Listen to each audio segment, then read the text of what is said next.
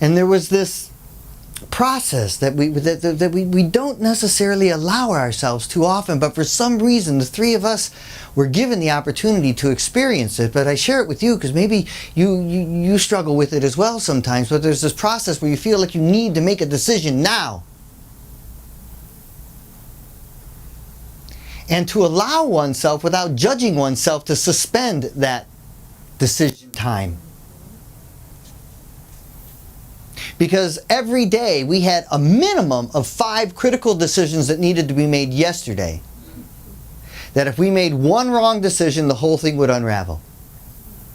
Zero margin for error. And time was of the essence.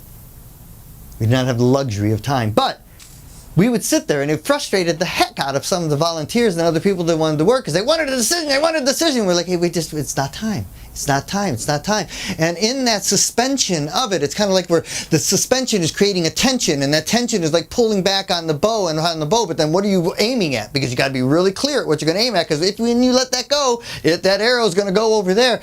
And somehow, some way, because we would sit in that centered place before time and after time, right here in the center and front and back, and not allowing the fixedness that this is how it has to be and just what have you, we could listen, or we could see with the eyes behind the eyes, and hear with the ears behind the ears, as our brother Michael Beckwith says, and feel from the heart behind the heart,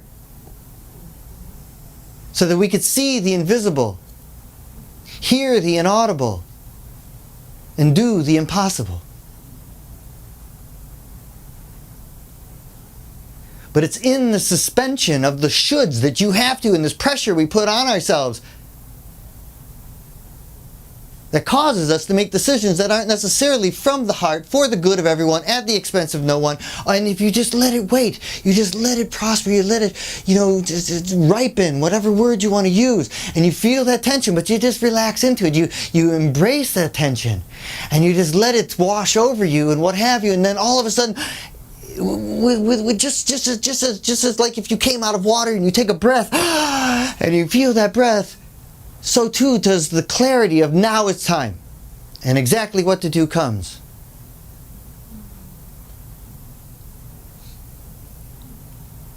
I guess that's a form of faith and trust.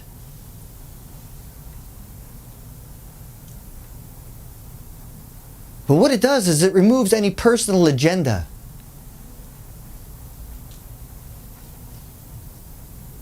So that what you are in fact doing is of the wizardly way. It's not for the good of yourself. It's not for the good of how you're going to look. It's not for the good of anything. It is for the good of everyone at the expense of no one all the time.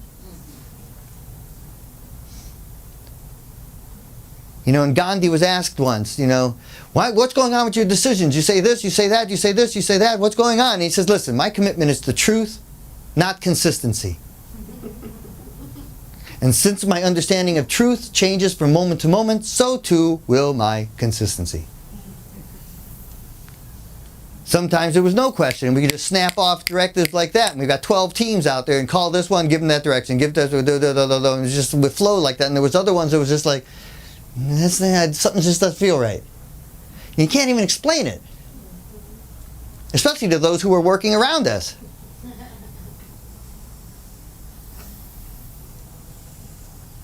Yet it was that faith is such a, it doesn't even touch it. The surrender to it. The allowance of it. The suspension of the mind. And the comparing in the past and the projecting into the future and all of that, but just for the entire month of July and into August last year, before the election, I spent every day 16 to 18 hours a day in meditation, holding the space, feeling the field of the island, transmuting the energies that I could feel, the little scuffles over here and the indecisions over here and the resistance over here, and just being in that space, being present and seeing the moratorium as law, seeing the victory already occurring, intending that into the field. using every piece of paper that I have ever written, all the pamphlets, 40,000 pamphlets out in the community, knowing that everyone who's seeing those words can feel that vibration right now. And using those as little antennas, if you will, in order to uplift and nurture and make sure we're taking care of this Aina.